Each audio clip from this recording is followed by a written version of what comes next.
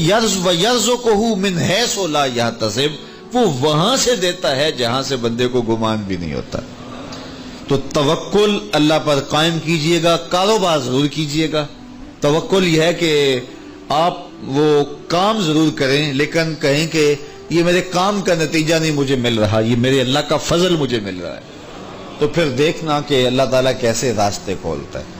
تو جب انسان اللہ کے فضل پر توکل قائم کر لیتا ہے تو پھر کام کاج ضرور کرتا ہے لیکن اس کی زندگی کی جو ٹینشن ہے وہ ختم ہو جاتی ہے۔ بندہ کہتا ہے کہ یہ ہے تو میں کرتا ہوں، تو یہ نہیں ہوگا تو یہ نہیں ہوگا، بس وہ جتنا کر سکتا ہے وہ کرے، باقی چھوڑ دے اس پہ، تو پھر وہ خزانہ غیب سے نصیب فرمائے گا۔ اچھا، حضور علیہ السلام نے ایک اور چیز ارشاد فرمائی، بلکہ اپنی امت کے لیے دعا دی، اللہم بارک لامتی فی بکورہا، اے اللہ میری امت کے لیے صبحوں میں برکتیں ڈال دے۔ جو کام صبح کیے جاتے ہیں ان کاموں میں بڑی برکت ہے۔ جو کام جو ہے وہ دیر سے کیے جاتے ہیں، رات کو کیے جاتے ہیں، دوپہر کے بعد کیے جاتے ہیں، ان میں وہ برکات نہیں رکھی گئی جو حضور کی دعا سے صبح کے کاموں میں برکت رکھی گئی ہے۔ تو اس لیے آپ اپنے کام کاج میں جو ہے وہ صبح کو اس کا آغاز کیجئے، پھر دیکھنا کہ برکتوں کے قافلے کیسے اترتے ہیں۔ اس لیے کہ میرے حضور کی دعا کبھی مسترد نہیں ہوتی۔ اجابت کا صحرا، عنایت کا جوڑا، دلہن بن کے نکلی دعائے محمد صلی اللہ علیہ وسلم۔ اللہم بارک لامتی فی بکورہا، اے اللہ میری امت کی صبحوں میں برکتیں ڈال دے۔ تو جو کام صبح کے وقت کیے جاتے ہیں اس میں برکت رکھی گئی ہے۔ اگر آپ چاہتے ہیں کہ ہم آسودگی حاصل کریں تو پھر اپنے کاموں کا آغاز صبح سے کیجئے۔ اللہ اکبر، اس کی برکات آپ کو نصیب ہوگی۔ اور ایک اور بات ارشاد فرمایا کہ جو چاہتا ہے کہ اس کی عمر میں برکت ہو اور اس کے رزق میں برکت ہو، دو چیزیں جو چاہتا ہے، جو یہ چاہے کہ اس کے رزق میں اور اس کی عمر میں برکت ہو، اور یہ ہر بندہ چاہتا ہے، تو میرے حضور نے فرمایا کہ وہ اپنے رشتہ داروں کے ساتھ سلوک اچھا کرے، صلہ رحمی کرے۔ بعض اوقات ہوتا ہے کہ وہ رشتہ داروں کا رویہ اچھا نہیں ہوتا۔ میں آپ کو بتاؤں کہ سب سے بہتر صدقہ کون سا ہے؟ سب سے بہتر صدقہ وہ ہے جو ناراض مفلس رشتہ دار کو دیا جائے، سب سے افضل صدقہ، چونکہ اس میں نفس شامل نہیں ہوگا۔ بندہ کہے گا آپ شریکوں کو دیں، یہ پہلے ہمارے مخالف اور کھڑے ہو جائیں گے، لیکن وہ کسی وجہ سے وہ ہو مجبور گئے، مفلس ہو گئے۔ تو جو مفلس مجبور ناراض رشتہ داروں کو صدقہ دیا جائے، اس میں نفس درمیان میں کھڑا نہیں ہوتا، تو وہ صدقہ اللہ کو بڑا محبوب ہے اور وہ سیدھا سیدھا قبول ہوتا ہے۔ تو جو یہ چاہے کہ میری عمر زیادہ ہو اور میرے رزق میں برکتیں ہوں، تو میرے حضور نے ارشاد فرمایا کہ وہ کیا کرے، وہ اپنے رشتہ داروں کے ساتھ اچھا سلوک کرے۔ صلہ رحمی کی تلقین کی گئی، اس سے آسودگی بھی نصیب ہوتی ہے اور یہ ایک اچھے معاشرے کی تشکیل کی ضمانت بھی ہے، اور اس سے رزق اور عمر میں برکتیں بھی نصیب ہوتی ہیں۔ اچھے اور صالح رزق کے لیے میں نے کل بھی ایک روایت آپ کے سامنے پیش کی تھی، وہ بھی علماء نے لکھی کہ دو بھائی تھے، ایک کام کاج کرتا تھا، دوسرا حضور کے پاس بیٹھا رہتا تھا۔ تو اس نے آ کے شکایت کی کہ حضور یہ میرا بھائی ہے، یہ میرے ساتھ کوئی مدد ہی نہیں کرتا، یہ آپ کے پاس ہی بیٹھا رہتا ہے۔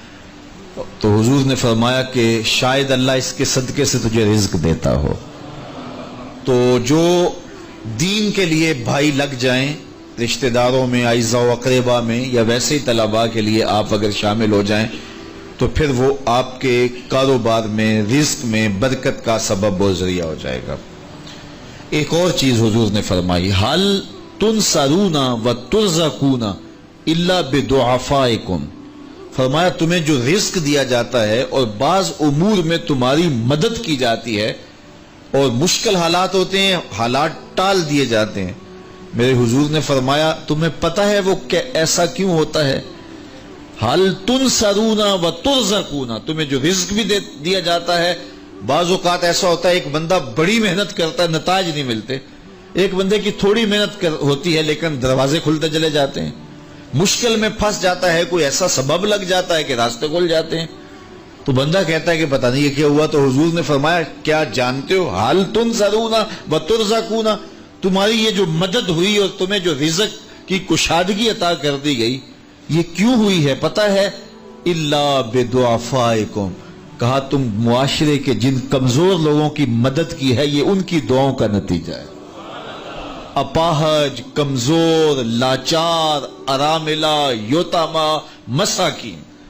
यार जब कोई शख्स किसी यतीम की मदद करता है और उनके घर में चूल्हा जलता है तो अर्श का रब कितना राजी होता है। जब कोई दुखिए के काम आता है और उसकी इयानत करता है तो फिर वो राजी हो जाते हैं।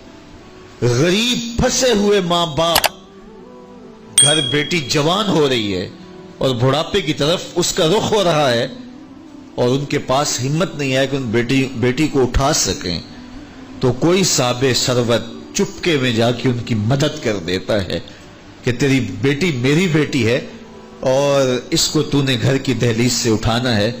तो फिर वो एकदम खुश हो जाता है और आसूदा होके उसका इंतजाम करता है उसकी शादी का। तो कोई जानता है कि उस बूढ़े माँ बाप के दिल से कितनी दुआएं निकलती हैं और उस जो है वो बेटी के दिल से कितनी तमन्नाएं और कितनी जो है वो नेक जज्बात उन अशखास के लिए होते हैं जो उनकी मदद के लिए खड़े हुए। तो कोई उसका वजन है?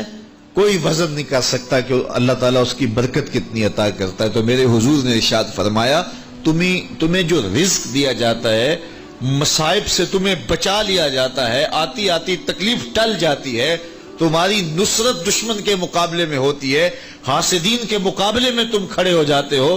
फरमाया तुम्हें पता है ये तुम्हें क्यों ऐसा होता है? फरमाया इल्ला बिदुआफाइकुम, जो तुम्हारे मुआशरे के कमजोर लोग हैं जिनकी तुमने मदद की, फरमाया ये उनकी दुआओं का नतीजा होता है। उनके उठे हुए हाथ अल्लाह कभी खाली नहीं मोड़ता है। इसलिए लाचार लोगों की, दुखी लोगों की, बेबस और बेआसरा लोगों की मदद के लिए खड़े हो जाया करो। वो किसी ने कहा था कि बड़ों की बड़ी बड़ी खिदमतों से वो सुकून नहीं मिलता जो छोटे छोटे लोगों की छोटी छोटी खिदमतों से मिल जाता है। बड़ों की बड़ी खिदमतें भी करें तो वो राजी नहीं होते, लेकिन छोटों की छोटी छोटी खिदमतें, यार गरीब को तो प्यार से खड़ा करके उसके पुश्त पे शफकत का हाथ फेर दें तो वो सारा दिन खुशी से गुजार देता है कि आज जो है वो फलां साहब ने मुझे तकरीम दी है, मुझे इज्जत दी है। तो मेरे हुजूर ने फरमाया कि तुम्हारी ये जो मदद होती है और रिज्क दिया जाता है, ये तुम्हारे कमजोरों की वजह से अल्लाह ताला तुम्हारे ऊपर करम फरमाता है।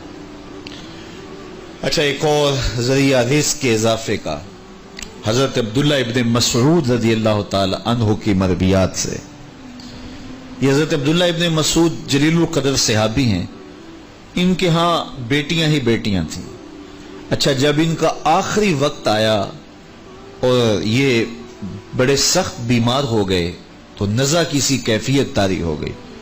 तो हजरत उस्मान गनी रज़ी अल्लाह ताला अन्हु इनका हाल पूछने आए।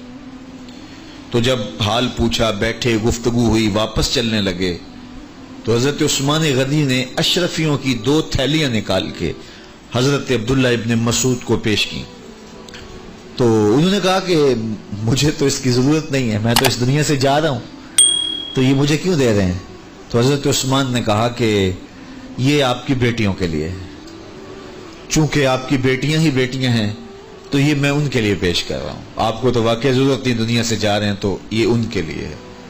तो हजरत अब्दुल्ला इब्न मसऊद ने फिर थैलियां मोड़ते हुए कहा कि मेरी बेटियों को इसकी जरूरत नहीं है, इसलिए कि मेरे हुजूर ने फरमाया था कि जिसके पास सूरा वाक़या हो उसको गुर्बत तंग नहीं कर सकती। तो मेरी बेटियां रात को सोने से कबल 1 मरतबा सूरा वाक़या जरूर पढ़ती हैं, इसलिए तुम मेरी बेटियों के बारे परेशान नहीं होना, अल्लाह के फजल से उन्हें गुर्बत तंग नहीं करेगी, उनके पास सूरा वाक़या जो मौजूद है। तो ये किसी ऐसे जरूरतमंद को दो जिसके पास सूरा वाक़या नहीं है। تو سورہ واقعہ کی تلاوت یقیناً رزق کی فراوانیاں اور رزق کی برکتیں حاصل کرنے کا ایک ذریعہ ہے، اور دروازے کھل جاتے ہیں اگر سورہ واقعہ کی تلاوت تسلسل کے ساتھ کی جائے۔ اس لیے اپنے معمولات میں سورہ واقعہ کو شامل کر لیجئے گا، اس کی برکات سے انشاءاللہ رزق کی فراوانیاں نصیب ہوتی ہیں۔ ایک اور ذریعہ رزق کا، اور یہ بہت آسان، شکا رجل الی رسول اللہ دیک المعیشۃ والفقر، حضرت سہل بن سعد الساعدی رضی اللہ تعالی عنہ کی مرویات سے ہے۔ ایک شخص حضور کی خدمت میں حاضر ہوا اور اس نے کہا میں کثیر العیال ہوں، ذرائع آمدن بہت تھوڑے ہیں، میرے لیے کچھ ارشاد فرمائیے۔ بچے زیادہ ہیں، ذرائع آمدنی تھوڑے ہیں، تو میں مفلوق الحال ہوں۔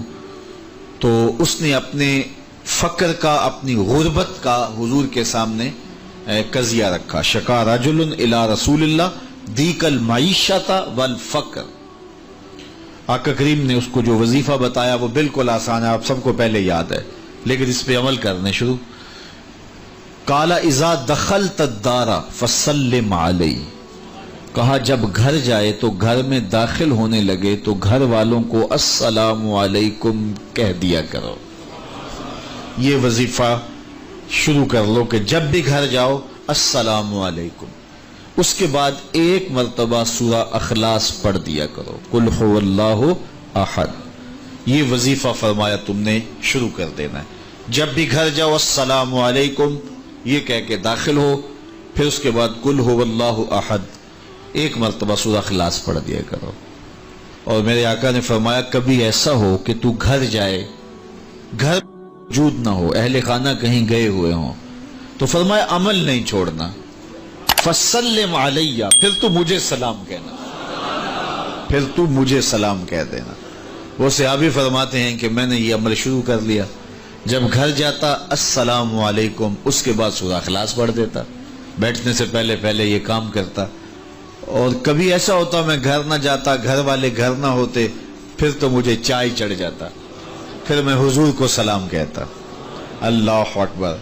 حضرت ملا علی قاری نے شرح شفا میں لکھا ہے، جو حضرت قاضی ایاز مالکی اندلسی علیہ رحمہ نے لکھا ہے شفا میں، کہ جب گھروں کو جاؤ تو حضور کو سلام کرو، تو اس کی شرح میں لکھتے ہیں حضور کو سلام کیوں کرو، تو وہ کہتے ہیں لِأَنَّا رُوحَهُ علیہ السلام موجود فی بیوت المسلمین، اس لیے کہ حضور کی روح کا فیضان مومنین کے گھر میں موجود ہوتا ہے۔ اللہ اکبر۔ اس لیے حضور کو سلام کرو۔ وہ کہتا ہے جب کوئی نہ ہوتا میں حضور کو سلام کرتا۔ وہ اپنے نام لیواؤں کو تنہا چھوڑتے کب ہیں، جہاں ہم دم نہ ہو کوئی وہاں سرکار ہوتے ہیں۔ تو کہا اس کے بعد سورہ اخلاص پڑھ دیتا۔ یہی میرا عمل رہا۔ پھر اس کا فائدہ کیا ہوا؟ وظیفہ حضور نے بتایا تھا، اور جب بھی جاتا السلام علیکم سورہ اخلاص، کوئی نہیں ہے تو حضور کو سلام اور سورہ اخلاص۔ کہتے میں نے عمل شروع کر دیا، حتی افاد اللہ جیرانہ، اس عمل کی برکت سے میں نے تو امیر ہونا ہی ہونا تھا، میرے ہمسائے بھی امیر ہو گئے۔ ایسی برکتیں، ایسی رحمتیں اتری کہ میرے ہمسایوں کے ہاں بھی فراوانیوں اور برکتوں کا نزول ہونے لگا۔